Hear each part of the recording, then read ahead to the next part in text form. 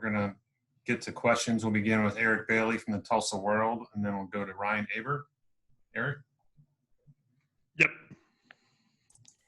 Hey, Eric, thanks for your time today. I appreciate it. Wanted to ask you about what's it been like working with Anton Harrison, and sharing reps with a true freshman.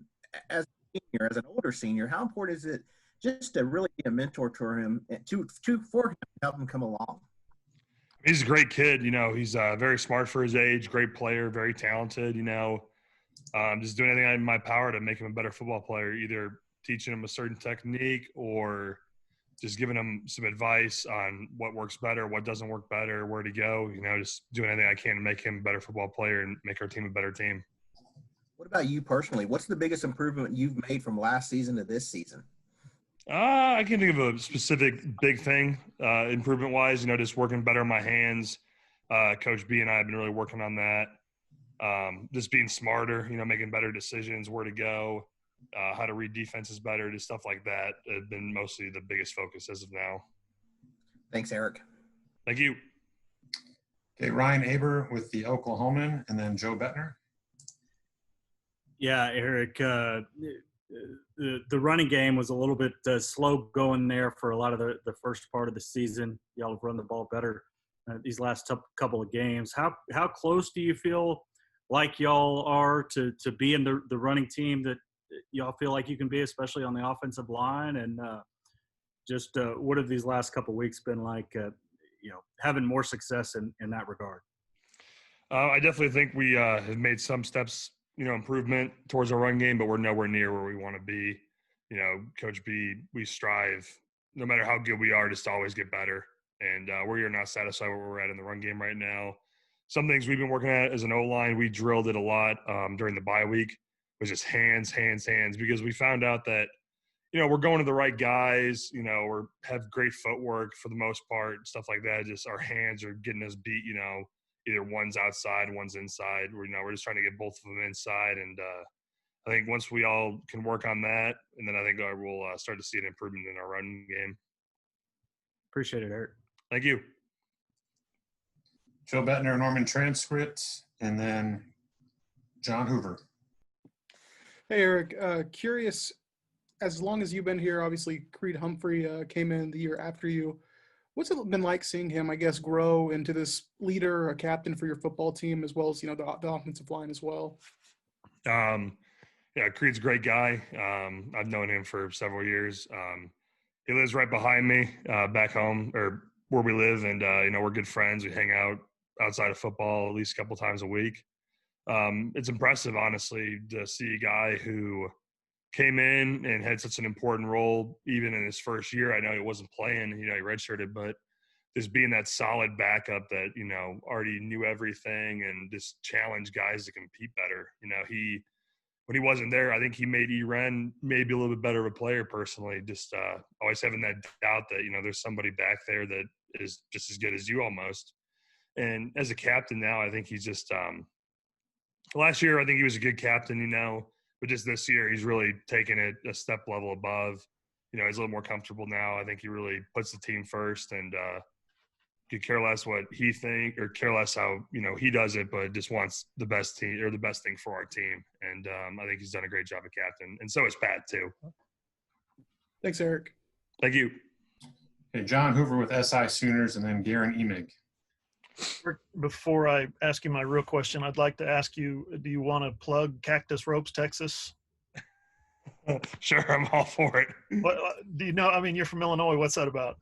I got it at Boot Barn, but I know about it obviously now. When I first bought it, I had no idea what it was. I thought it was a cool hat. But Brian Mead, actually, he's dating a softball player, Grace Green, for OU.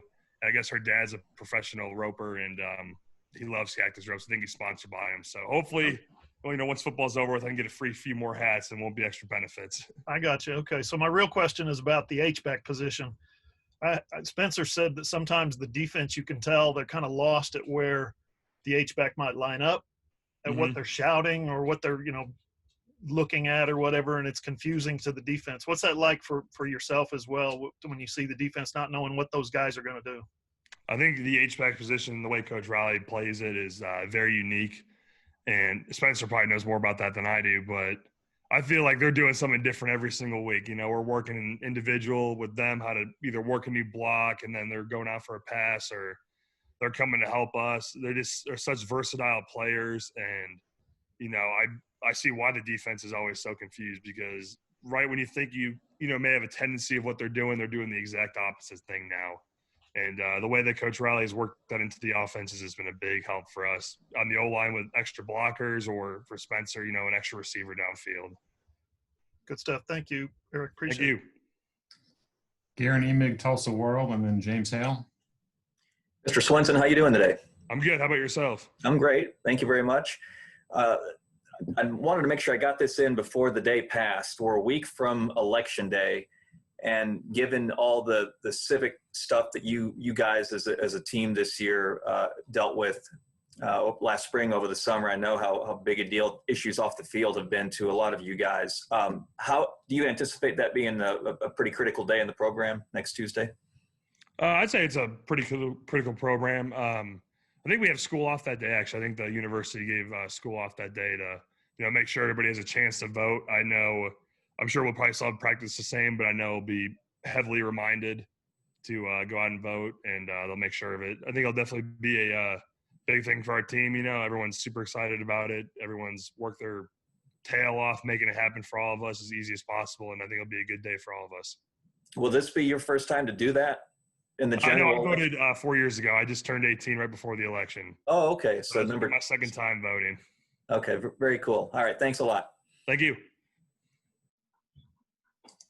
Okay, James Hale with KREF, and then Kerry Murdoch. Eric, Texas Tech is noted for a defense that likes to stun a lot. What have you seen out of this year's defense? How difficult are they to block, and do they try to confuse you a lot up front? Yeah, I'd say they do stun a lot. I feel we just watched them, you know, today we just started working on them.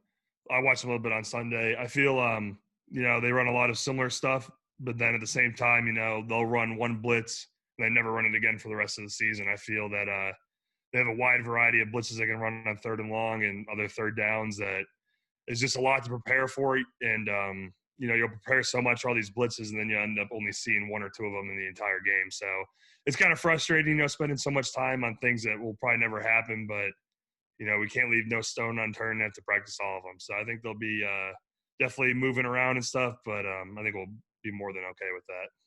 Thanks. Thank you. Kerry Murdoch with Sooner Scoop, and then Brandon Drum. Eric, I think I need to warn you. It's going to come off like an insensitive question. It's not meant to be that way. But I know, you know, last year you played a lot banged up, and no one ever really talked about it. We just kind of always heard you had this or you had that. Are you finally healthy, and do you feel like kind of that never really being healthy last year has kind of made you like the odd man out on the offensive line? Like you're seen as the other guy besides those other four next to you? I don't think, well, to answer your question, I'm healthy now. Yes, I don't have any problems now. I got a guy thrown into me at TCU, and my knee brace was kind of messed up, but after that I got it fixed and it was all good. You know, maybe last year just being out, just with injuries, fighting them, maybe, but, you know, it doesn't really matter to me. You know, if I get to play one rep, I'm happy. You know, I helped my team do one rep and made our team better, hopefully. So I don't really feel like an odd man out. You know, it's such a privilege to be just on this football team. It's even a bigger privilege to even get some kind of reps. So, you know, I'm working my tail off to take as many as I can for us. But at the same time, you know, if I'm not taking as many as others may think I want to take, you know, I'm happy that I could help my team in any way, shape, or form. Is there motivation there for you after last year, after kind of being so banged up and not being 100% to go out and prove this year that you're a different player on the offensive line?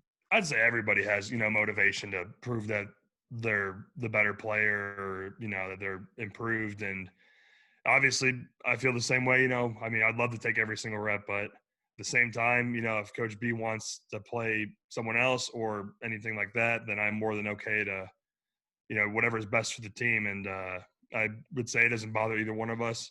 You know, we talk all the time outside of football too, and just, you know, helping each other out in certain plays, and even on the sidelines, you know, whoever's in, you know, we'll talk about what we're seeing, how one player is compared to another, and we'll just keep on talking about that and making sure that we're both locked in the game at the same time. So I wouldn't say, there's definitely competitiveness, each person wants to be out there obviously, but there's no, what's the word I'm looking for? There's no like hard feelings or anything towards one another. Appreciate all that, Eric. Thank you. Hey, Brandon Drum with OU Insider. Eric, you've been around for a long time, 2016.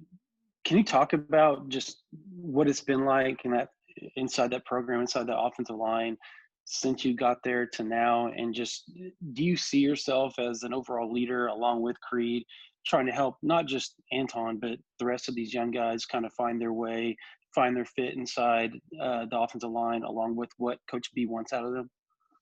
Yeah, I definitely consider myself at least some sort of leader to some of these kids, just being here for so long, seeing, countless great players walk through these doors on the offensive line.